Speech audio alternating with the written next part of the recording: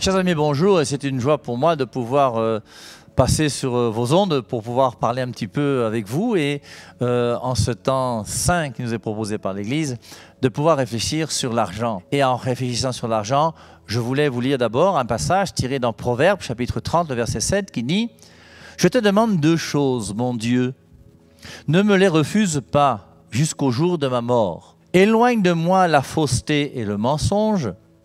Ne me donne ni la pauvreté ni la richesse. Donne-moi seulement mon comptant de pain. Car avec l'abondance, je pourrais te laisser et dire « Qui donc est Yahvé ?» Et dans le dénuement, je pourrais me mettre à voler. Ce serait déshonorer le nom de mon Dieu. » Alors, Proverbe chapitre 30, verset 7, il demande simplement que donne-moi ce qui m'est nécessaire pour vivre parce que nous avons tous besoin d'argent. Et il est clair que l'argent est quelque chose qui est bon. L'argent n'est pas mauvais. Quelqu'un qui n'aime pas l'argent, il faut avoir peur de lui. Quelqu'un qui n'aime pas l'argent, il faut avoir peur de lui plus que du voleur. Et quand vous marchez avec des gens qui vous disent que moi l'argent ça ne m'intéresse pas, il faut être très attentif parce que ce sont des gens souvent qui sont un peu bizarres. Et donc, c'est important d'avoir de l'argent et il faut être capable de gérer sa vie en gardant un minimum d'argent quelque part parce qu'on peut tous avoir des soucis financiers, de santé, de ci, de ça. Maintenant, on n'est pas obligé non plus d'être milliardaire sans tenir compte du fait qu'il faut quand même prendre soin des pauvres. Alors, je voulais avec vous réfléchir d'abord sur la tentation du Christ au désert. Et je pense que dans Matthieu au chapitre 4, vous avez la tentation de Jésus-Christ au désert dans Matthieu au chapitre 4, c'est le verset 1 à 11, que vous retrouvez d'ailleurs dans Luc chapitre 4, verset 1 à 13. Et dans la première tentation du Christ au désert, on a Satan qui dit « Transforme ces pierres en pain et mange ». Et Jésus-Christ a besoin de manger, tout le monde a besoin de manger. Et ayant besoin de manger, bien, il faut bien qu'on puisse avoir de l'argent. Et Jésus répond « L'homme ne vit pas seulement de pain, mais de toute parole qui sort de la bouche de Dieu. Voici la parole de Dieu. » Et le chrétien doit vivre de la parole de Dieu. Et vivre de la parole de Dieu, c'est ce qu'on appelle faire la volonté du Père. Et ce qui montre bien que je ne peux gagner de l'argent qu'en faisant la volonté du Père. Maintenant, nous pouvons être des gens chrétiens, honnêtes, et qui sont satisfaits par la vie qui est la nôtre. Et Jésus-Christ n'a jamais voulu qu'on soit malheureux. Jésus-Christ veut notre bonheur. Et d'ailleurs, il nous dit dans ce passage très intéressant, que je vous invite à méditer de temps en temps, Matthieu chapitre 6, versets 24 à 34, où il dit « Personne ne peut servir bien deux maîtres. Il détestera l'un et aimera l'autre, ou bien il s'éloignera de l'un et se moquera de l'autre. Vous ne pouvez pas servir Dieu et le Dieu argent. Tu ne peux pas servir en même temps sur la terre Dieu et l'argent. » 1 Timothée 6, 10, la racine de tous les maux, c'est l'amour de l'argent. Et pour s'y être adonnés, certains ont perdu leur âme. Et il nous dit, c'est pourquoi je vous dis, ne vous tourmentez pas pour votre vie avec des questions de nourriture, ni pour votre corps avec des questions de vêtements. La vie n'est-elle pas plus que la nourriture, et le corps plus que le vêtement? Alors, on va réfléchir sur ce petit verset. La vie n'est-elle pas plus que la nourriture? La vie, là, que tu as, elle vient de qui? Elle vient d'où? Elle vient de Dieu. Elle dépend de toi? Impossible. Tu es venu au monde quand? C'est pas toi qui as décidé. Tu vas mourir quand? C'est pas toi qui as décidé.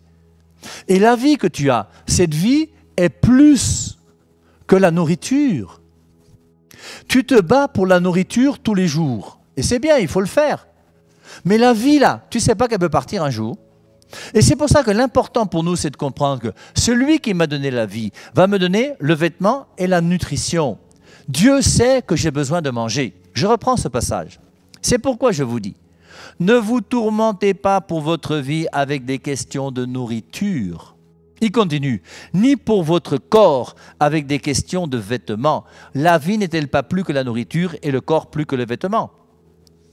Regardez les oiseaux du ciel. Ils ne sèment pas, ils ne moissonnent pas, ils n'ont pas de réserve ni de grenier, pas de frigo, pas de congélateur, ils n'ont pas de cave pour mettre du vin. Mais votre Père du ciel les nourrit. Vous n'avez jamais vu un porc partir au champ avec une machette ou une poule partir commencer à faire son champ avec une houe. Et pourtant, Dieu nourrit les poules et Dieu nourrit les porcs. Vous avez même les éléphants. Le nombre d'éléphants qu'il y a sur la terre. Vous savez qu'un éléphant mange 45 kilos par jour? Et Dieu nourrit tous les éléphants de la terre en leur donnant 45 kilos par jour sans souci. Et pour eux, ce n'est pas compliqué. Et là, ils n'ont pas de grenier, ils ne moissonnent pas, ils ne sèment pas. Prenez les poissons, prenez le porc épic, le pangolin, prenez les sangliers, les chevreuils, prenez tout ce que vous voulez. Regardez tous ces animaux qui existent, qui ne sèment pas, qui ne moissonnent pas et que Dieu nourrit. Regardez les oiseaux du ciel, ils ne sèment pas, ils ne moissonnent pas, ils n'ont pas de réserve ni de grenier, mais votre Père du ciel les nourrit. Et vous alors, ne valez-vous pas beaucoup plus qu'eux? Qui d'entre vous, à force de s'inquiéter, pourra prolonger sa vie d'une seule coudée? Cette vie que Dieu t'a donnée, tu ne peux rien y ajouter. La seule chose que tu peux faire, c'est trouver une boule de couscous ou un steak frit de temps en temps, ou entrer dans un McDonald's pour pouvoir manger je ne sais pas quoi. L'important, cette vie qui est la nôtre, nous, on se bat pour quoi? Pour les chaussures. Tu peux acheter des pieds. Le jour où tu as un accident et qu'on te coupe les pieds, qu'est-ce que tu vas faire de tes chaussures? Et nous, ce qu'on trouve, c'est des choses superficielles pour donner la nourriture, mais la nourriture, ce n'est pas ça qui donne la vie. Donc, continuons. Et le vêtement, pourquoi vous en préoccupez? Voyez comme les lys des champs. Je vous dis que Salomon, dans toute sa gloire, n'était pas habillé comme l'un d'eux. Si Dieu habille ainsi la plante sauvage, qui aujourd'hui se dresse, mais demain sera jetée au four, ne fera-t-elle pas beaucoup plus pour vous, gens de peu de foi? Donc laissez là vos inquiétudes. Qu'allons-nous manger? Qu'allons-nous boire? Comment nous habiller? Laissez les païens courir après toutes ces choses, car votre Père du ciel sait que cela vous est nécessaire. Cherchez d'abord son royaume et sa justice, et tout le reste vous sera donné en plus. Matthieu 6, 33. Cherchez tout d'abord son royaume et sa justice, et tout le reste vous sera donné en plus. Dieu est prêt à s'occuper de nous, mais il ne peut s'occuper de nous qu'à partir du moment où nous-mêmes nous engageons à vivre comme il le veut. Soyons de vrais chrétiens, et alors nous n'aurons plus de soucis financiers. Amen. Retrouvez la chaîne YouTube du Père Hervé-Marie Ignard en lien en description.